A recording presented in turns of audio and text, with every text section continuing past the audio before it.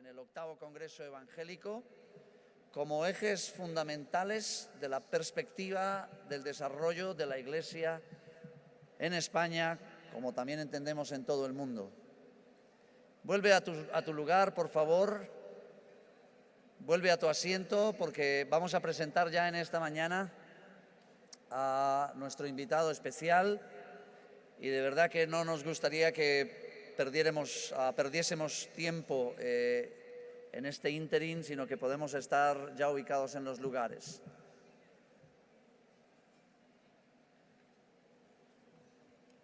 Tengo el gusto de presentar esta mañana a nuestro querido amigo, pastor y teólogo, a John Wang.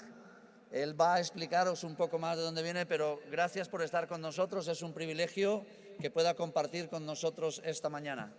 Gracias. Tiempo, Juan. Gracias.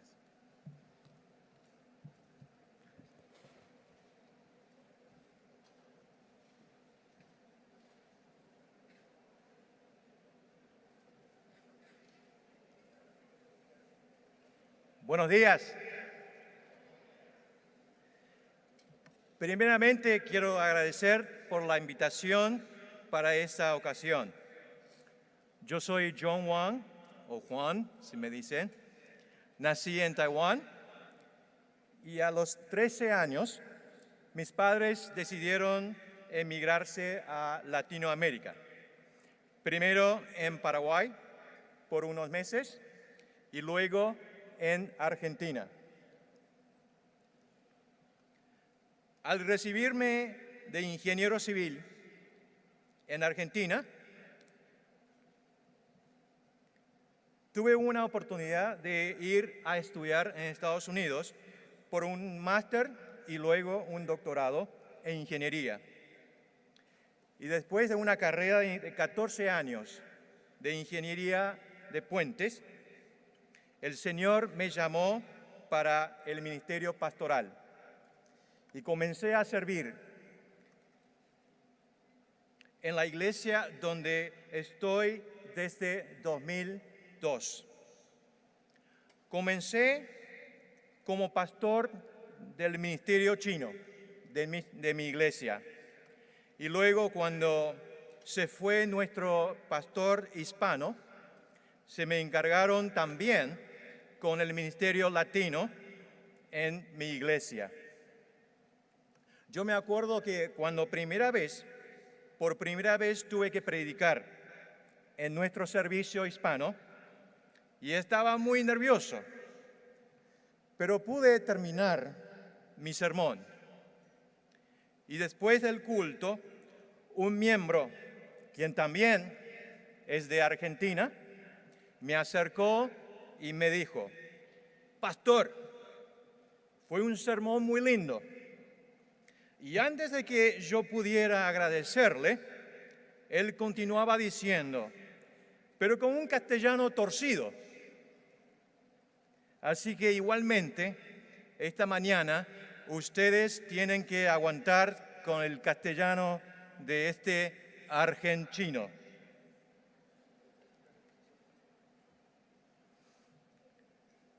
Quiero comenzar esta reflexión con la historia de José en Génesis. José nació favorecido sobre sus hermanos en la casa de su padre. Pero esa posición tan admirada también fue la causa de su mala fortuna. Los hermanos lo vendieron a Egipto y José vivió su vida como esclavo. Fue falsamente acusado por su amo y se quedó encarcelado por esa acusación. Pudo interpretar los sueños del copero y del panadero y hasta los sueños del faraón en la corte. Y finalmente fue liberado y asumió autoridad del gobernador de toda la tierra de Egipto. Como inmigrante, llegó a alcanzar su sueño egipcio en pocos años. En otras palabras, fue víctima fue víctima dentro de un contexto social que se permitía el tráfico de personas, corrupción e injusticia en el sistema legal, pero también fue beneficiario de las instituciones de la monarquía. Los movimientos sociales y las corrientes culturales muchas veces ejercen una influencia importante al pueblo de Dios, especialmente en cómo vivir una vida que refleja el dominio de Dios y el poder del Evangelio. Hoy día vivimos en un contexto cultural y social muy especial. Voy a hablar de 5 condiciones sobre nuestro contexto cultural y social. Culturas posmoderna y postmoderna, una sociedad postcristiana, el pluralismo y urbanismo, avance de tecnología y las iniciativas de iglesias locales, y por último, el fenómeno de diáspora. Nosotros vivimos en una cultura postmoderna que en una forma simple podemos decir que se caracteriza en el rechazo de la metanarrativa de la cultura moderna. No existe más una historia, un discurso o una narrativa que es acordado y respetado por todos. En el pasado se hablaba de la verdad absoluta, pero hoy día parece que cada uno tiene su propia verdad y nos exige respetar esa realidad. A la gente no le interesa el contenido de su verdad personal, pero sí le interesa la actitud de tolerancia y respeto a esa realidad individual. En el ámbito cultural se habla también de la cultura postmoderna, que se enfatiza en el sentimiento de percibir la realidad alrededor de nosotros, ya que para muchos no existe y no le interesa una verdad absoluta. Lo que le queda es un sentimiento hacia la realidad que vive uno. Como consecuencia de estas corrientes culturales, los demógrafos comienzan a hablar de los nons o los no afiliados a ninguna religión institucionalizada. Existe un fuerte interés en cuidar a sí mismo, pero no tienen ningún interés o incentivo sobre un futuro significativo en áreas comunitarias. No existe una causa más allá de la vida del individuo. Para el caso del Occidente, principalmente en Europa, pero con algunas manifestaciones en Estados Unidos, tenemos el problema de una sociedad postcristiana. Estamos hablando de una porción del mundo que había recibido la influencia y las enseñanzas del cristianismo. O sea, había recibido al cristianismo, pero hoy está alejando de la fe de sus padres. No es que no conoce el Evangelio, sino que tenían noción del Evangelio a través de los padres o de la misma sociedad, pero ya no le interesa y no es relevante para esta generación. Es un desafío nuevo porque la misión cristiana históricamente se enfatizaba en los pueblos no alcanzados. Y la idea de no alcanzados siempre se asociaba con los que nunca habían escuchado el Evangelio. Pero ese no es el caso del Occidente.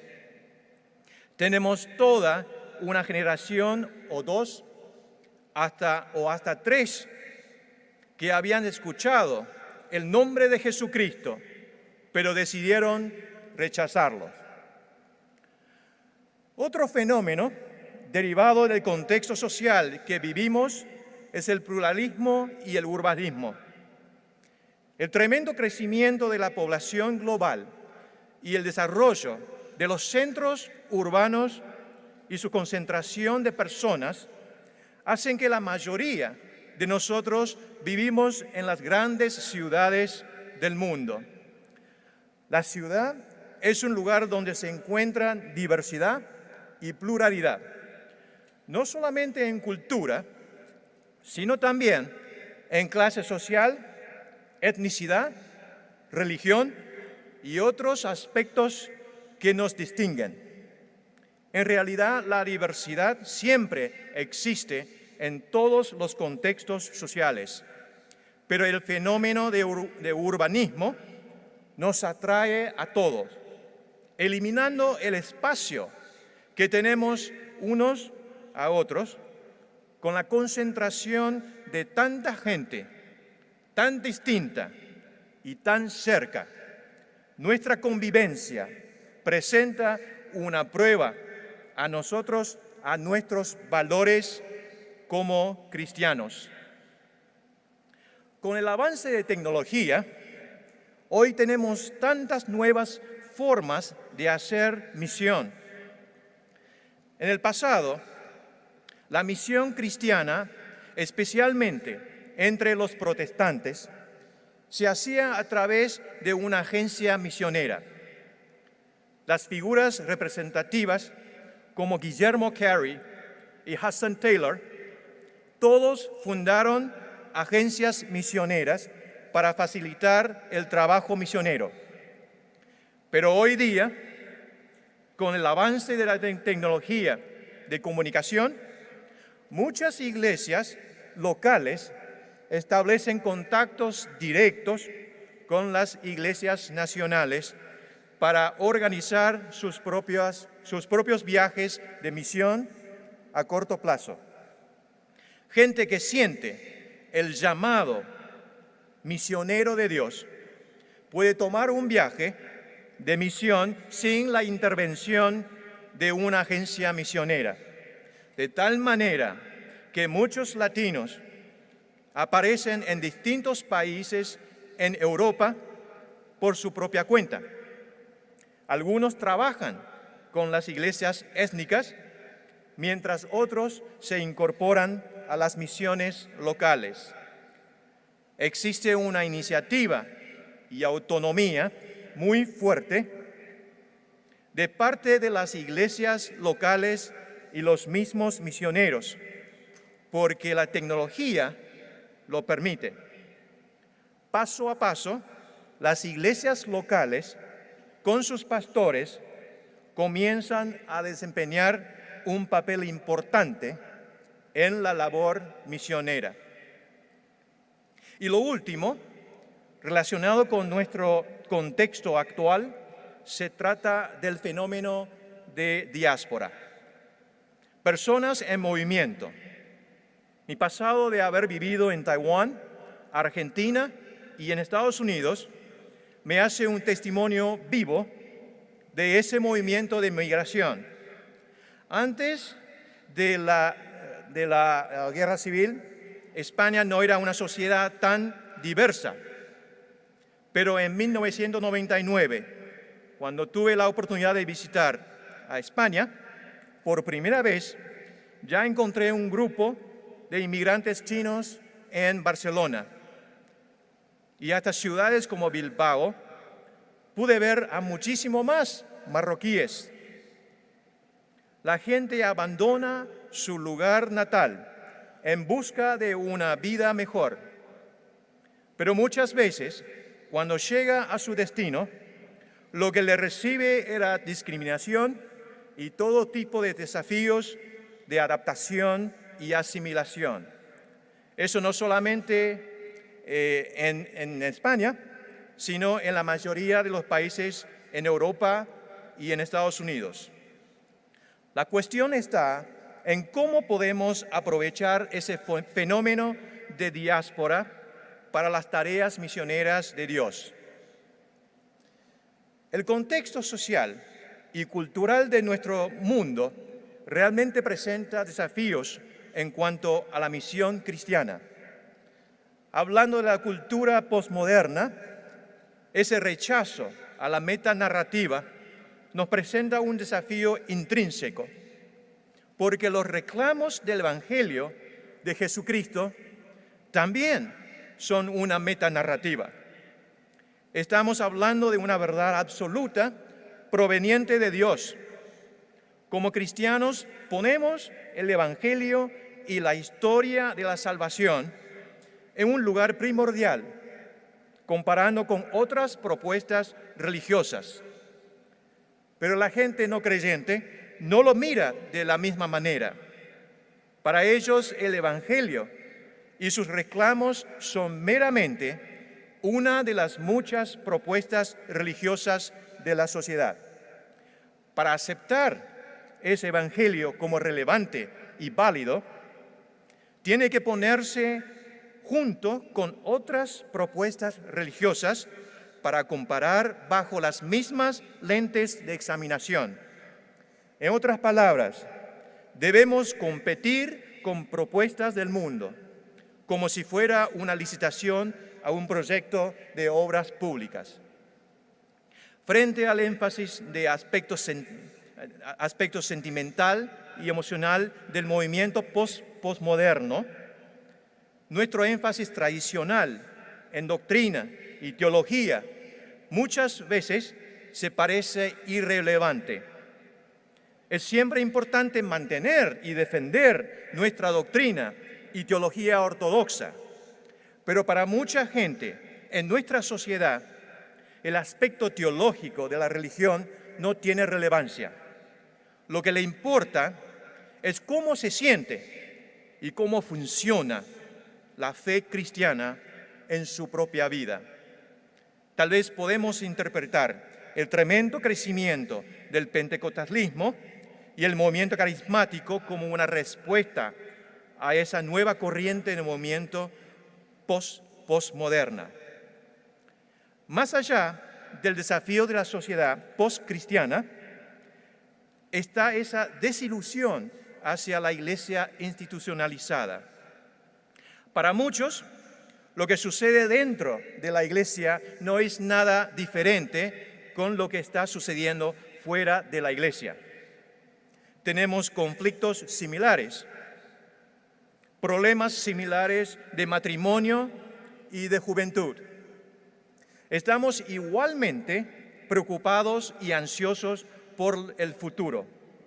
Tenemos los mismos deseos y ambiciones y muchas cosas negativas en nuestra personalidad. Y la gente pregunta, ¿para qué? ¿Para qué quiero involucrarme con ese grupo de gente si ya tengo suficientes problemas? Por otro lado, la gente también está cansada del fundamentalismo y el fanatismo religioso. Vea lo que está sucediendo con lo que está reportando en los noticieros. Muchas de las cosas feas del mundo están relacionadas con la religión.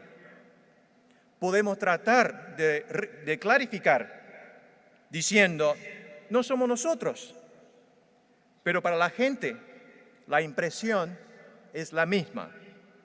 Ellos buscan la autenticidad en nuestra práctica religiosa, especialmente en algunos distintivos de nuestra vida cristiana. Pero si seguimos como business as usual o como la rutina en nuestra práctica de fe, entonces no tendríamos nada atractivo en nosotros y menos el Evangelio que proclamamos. la autenticidad en nuestra práctica religiosa y en nuestra vida como cristianos también es crítica en nuestro contexto urbano. Es cierto que la gente se asocia con sus propios semejantes en cuanto a la cultura y etnicidad. Hay mucha gente que trata de vivir de su comunidad, evitando la necesidad de atravesar las barreras culturales para interactuar con otros. Eso aparentemente puede funcionar si vivimos en un contexto rural o suburbano. Pero en un contexto urbano, donde estamos teniendo una concentración enorme de personas tan apretada y tan distintas, la necesidad de convivencia y de interacción se convierte en un imperativo. Muchas veces lo tomamos como un ideal solamente. En Nueva York, donde vengo,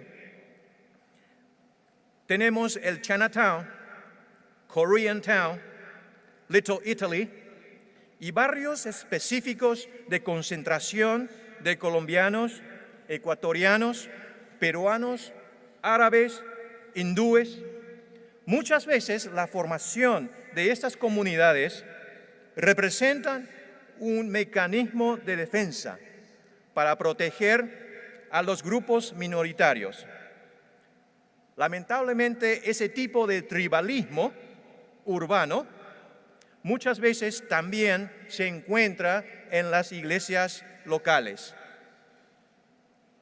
Vemos en todos lados iglesias representadas por un solo grupo étnico o una sola clase social. ¿Será también un mecanismo de defensa? ¿Pero protegiendo de quién? Si yo puedo hacer esa pregunta, los que están fuera de la iglesia harían también, aún con voz más alta, las mismas preguntas a nosotros.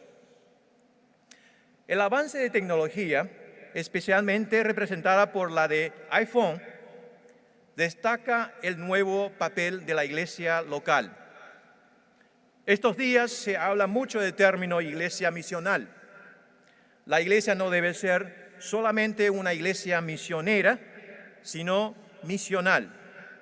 O sea, no nos sentimos satisfechos con la creación de un programa de misión en nuestras iglesias locales. Podemos tomar un comité o tener un comité de misión en la iglesia con un programa de misión. Mandamos misioneros o apoyamos misioneros a países extranjeros. Hacemos todo lo necesario para mandar el dinero, orar por ellos, escribir a ellos y hospedarles cuando regresan. Pero no debemos parar aquí. La idea de una iglesia misional es que en todos aspectos de la vida de esta iglesia tiene un énfasis misionero. La predicación, los estudios bíblicos, servicios sociales, discusiones, consejerías y asesoramientos a los que necesitan, todos deben tener un sabor misional, porque la iglesia existe para llevar las tareas misioneras de Dios. Y esto es especialmente relevante para un contexto urbano y pluralista. En el pasado, los misioneros fueron representantes de las iglesias locales a un pueblo no alcanzados, en un lugar no alcanzados. Los miembros de la iglesia local no entran en contacto con ese pueblo, sino lo hacen a través del misionero. Pero hoy día, en el contexto urbano, con un alto nivel de diversidad cultural y étnica, los miembros de la iglesia se encuentran en contacto en constante contacto con gentes de otros trasfondos culturales y étnicos. O sea, siempre viven en las interacciones transculturales, tanto en su lugar de trabajo como en escuelas y sus mismos barrios. Los mismos miembros de las iglesias locales tienen la potencia de ser verdaderos misioneros transculturales en un contexto urbano. Y eso implica la necesidad de entrenar a nuestros pastores para que puedan dirigir a ese cuerpo de misioneros transculturales urbanos. El fenómeno de diáspora, movimiento de personas tanto internacional como doméstica, representan oportunidades y desafíos para la tarea de evangelización. Por un lado, los nuevos llegados muchas veces vienen de países donde el evangelio no es proclamado por razones legales, sociales y o políticas. Pero ahora, estando en el occidente, sí tienen la oportunidad de entrar en contacto con el evangelio. Todos estudios sociológicos y sus estadísticas nos afirman que las personas en movimiento, sean inmigrantes, refugiados o estudiantes internacionales, son generalmente mucho más receptivos a ideas nuevas y abiertos a religión nueva. Así que ese fenómeno de migración es una oportunidad divina para facilitar la evangelización, pero también es un desafío porque siempre existe un cierto porcentaje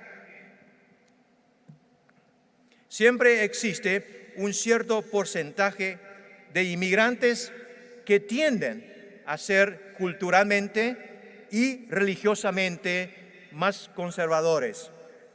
Por ejemplo, un tailandés, estando en su país, nunca tenía que responder la pregunta ¿quién es un tailandés? Porque todo el mundo, o la mayoría de la gente alrededor de él, son tailandés. Pero al llegar a un país del occidente, la gente constantemente le hace esa pregunta: ¿quién es un tailandés? Y eso entonces generalmente le da incentivos para buscar una respuesta dentro de su trasfondo cultural y muchas veces religiosa, de tal manera que se dedica a investigar y se profundiza su entendimiento y muchas veces apreciación por su propia religión. A veces hasta que se toma una actitud defensiva para proteger su propia identidad. Y es por eso que un musulmán en el occidente no es necesariamente más receptivo al evangelio que un musulmán en su propio país, porque la mezcla y la confusión de las identidades étnicas, culturales y religiosas es mucho más pronunciada que en su tierra de origen. Para la ocasión de hoy, creo que se puede hablar de muchos temas de misión. Se puede hablar de la misión a corto plazo, misiología de diáspora, pueblos no alcanzados, la ventana 1040, acciones sociales, servicios médicos, radios, internet o películas, desarrollos comunitarios, estudiantes universitarios y o internacionales, plantación de iglesias, mega iglesias, traducción de la Biblia, oralidad, negocio como misión y mucho más. Pero quiero enfocar en el tema de multiculturalismo o multiculturalidad dentro de una iglesia local. Anoche tuvimos el encuentro cultural y sentí muy bendecido de ver esa diversidad sobre las iglesias cristianas en España. Doy gracias al Señor por el progreso y el esfuerzo que las iglesias cristianas evangélicas en España intentan hacer. No es fácil de llegar a donde están ustedes en un tiempo tan corto, pero creo que hay una diferencia entre múltiples culturas y multicultural. Una diferencia entre múltiples culturas y multicultural. Si bien lo que tienen es un logro para felicitar, de ver esa diversidad de iglesias que lleva sus propias características culturales y étnicas, quiero animarles más allá de donde están. Multiculturalismo dentro de una iglesia local. No pretendo ofrecer una solución misional articulada en todos aspectos de la iglesia local. Tengo la certeza de que con la creatividad de nuestros hermanos y hermanas españoles, ustedes pueden proponer modelos alternativos para avanzar en ese tema. Y aquí solamente quisiera proponer un modelo tomado como ejemplo, la iglesia donde sirvo en Nueva York. La primera iglesia bautista de Flushing fue fundada hace 160 años. Fue parte de un proyecto de plantación de iglesias de una iglesia bautista en Manhattan y comenzó como una iglesia de los gringos.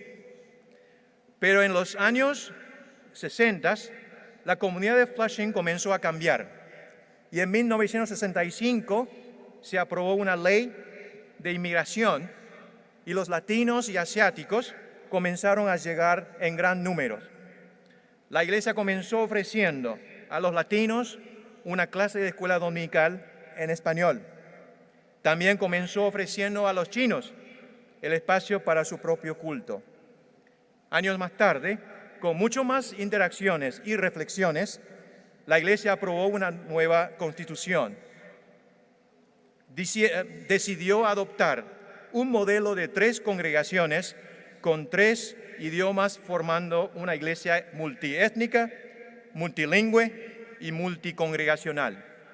Actualmente la iglesia tiene 4 cultos en un domingo. Uno inglés con miembros que vienen de todos los lados del mundo. Tenemos blancos, africanos, afroamericanos, segunda generación latinos, segunda generación chinos y coreanos, filipinos, hindúes y caribeños. Tenemos un culto en español con gente que vienen de casi todos los países de Latinoamérica, pero lamentablemente no tenemos españoles. Y tenemos 2 cultos en chino con gente que viene de China, de Taiwán, Hong Kong, Malasia y muchos otros países. La iglesia está dirigida bajo un equipo pastoral multiétnico. Cada congregación desarrolla su propio ministerio en su propio idioma, pero los ministerios a los niños, a los jóvenes y el envío de misioneros son considerados como ministerios unificados. Miembros de cada congregación pueden participar en esos ministerios unificados, con más oportunidades de interacción con gente más allá de su propia cultura. Cada congregación está representada en el liderazgo de la iglesia. La finanza de la iglesia está bajo la supervisión de un solo comité y una sola cuenta. Lo que se trata de mostrar en el barrio es la armonía en la convivencia cristiana a un nivel de diversidad que aún los residentes no han podido alcanzar. No es un modelo perfecto y la iglesia tiene mucho que sobrepasar todavía, pero sí se quiere tratar de vivir la fe cristiana en una forma auténtica y relevante al contexto social de su propia comunidad. En el contexto cultural posmoderno, la iglesia trata de entrar en la competencia y ofrecer un estilo y modelo alternativo. Si quiere mostrar que la Iglesia es una institución aún más estable para desarrollar y demostrar la convivencia multiétnica. El énfasis de la convivencia bajo esa diversidad étnica demuestra nuestra prioridad en vivir el Evangelio, más allá de las discusiones sobre los distintivos secundarios en teología. Es una invitación a los postmodernos y los postcristianos. Se quiere crear un ambiente que facilita el evangelismo, tanto en una condición de homogeneidad dentro de una congregación específica de un idioma, como en las condiciones del multiculturalismo en la iglesia entera. Es un lugar donde se ofrece refugio para los cristianos recién llegados, pero también un lugar para crecer y llegar a ser un cristiano americano. La meta es alcanzar a todos. La iglesia entonces se convierte en un centro de entrenamiento para que los miembros se adapten a un estilo de vida guiado a la comunicación y evangelismo transcultural, de tal manera que la iglesia local asume su responsabilidad de alcance misionero transcultural en su ambiente urbano. Tradicionalmente la iglesia protestante es muy evangelista y el énfasis está en la predicación del evangelio. Darle al mundo a conocer a Jesucristo es lo básico que se debe hacer. Adicionalmente, muchas veces los servicios comunitarios ofrecidos por la iglesia ayuda a ganar los oídos de la gente para escucharnos.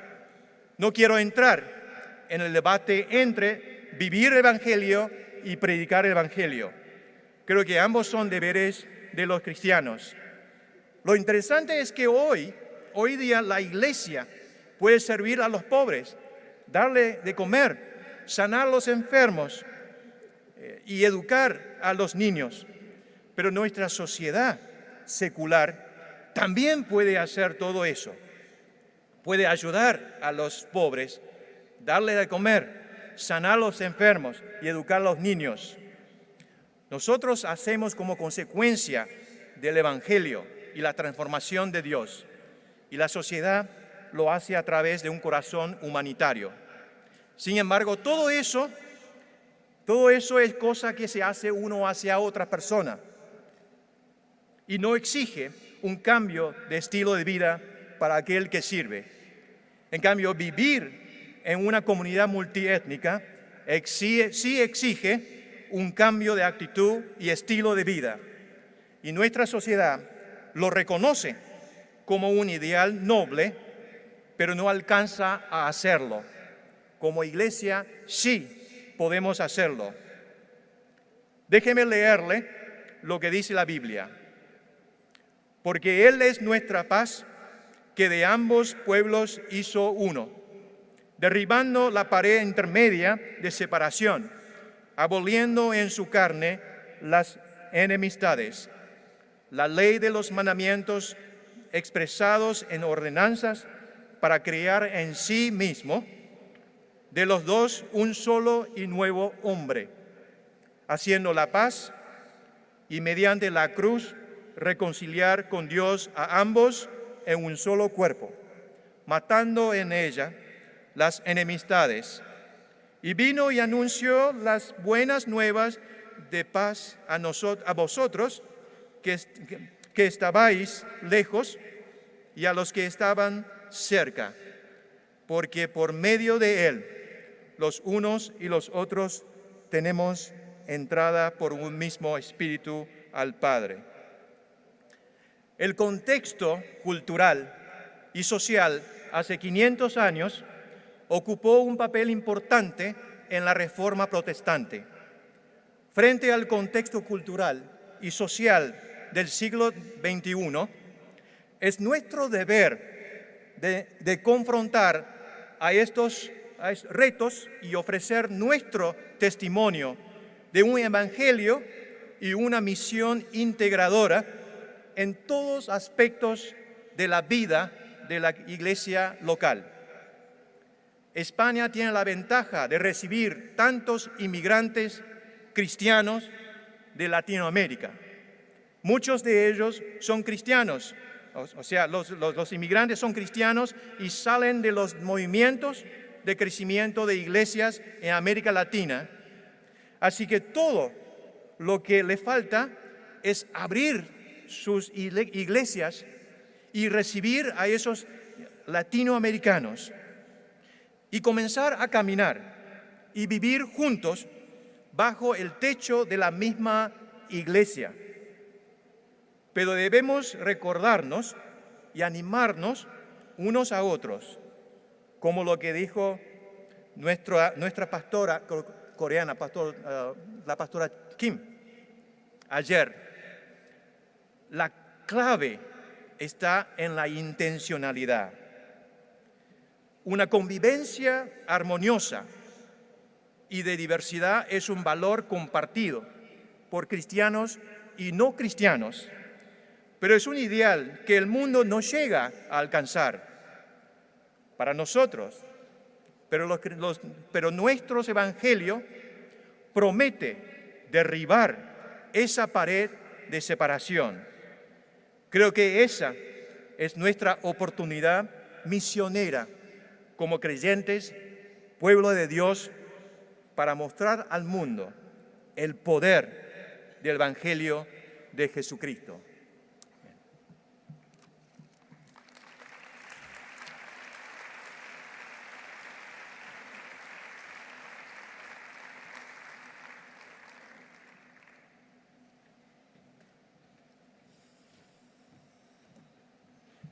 Pues vaya si estos hombres nos dejan tarea. La misión de ayer, la de hoy, la de mañana, la misión de la Iglesia. Y de nuevo necesitamos de vuestra experiencia, de vuestro conocimiento, de todas aquellas cosas por las cuales Dios os ha permitido pasar. ¿Cómo vemos la misión en España, desde España? ¿Cómo podemos entender la misión en nuestros días, desde nuestro contexto y realidad? Están repartiendo ya las hojas en las mesas. Por favor, os pedimos si podéis escribir las conclusiones en letra imprenta, porque nuestros hermanos no han logrado describir muchísimas de las cosas que vienen en criptografía. No tenemos criptógrafos. Si alguno entre vosotros es criptógrafo, que nos deje saber. Por favor, letra imprenta para poder agilizar el proceso de las conclusiones, porque este documento debemos tenerlo para esta tarde-noche. Así que vamos a entrar, estamos en tiempo de mesas. Yo sé que estáis cansados, es el último esfuerzo que tenemos de la ponencia y es un tema muy importante para la Iglesia en España. Así que os dejamos para que reflexionéis en este tiempo.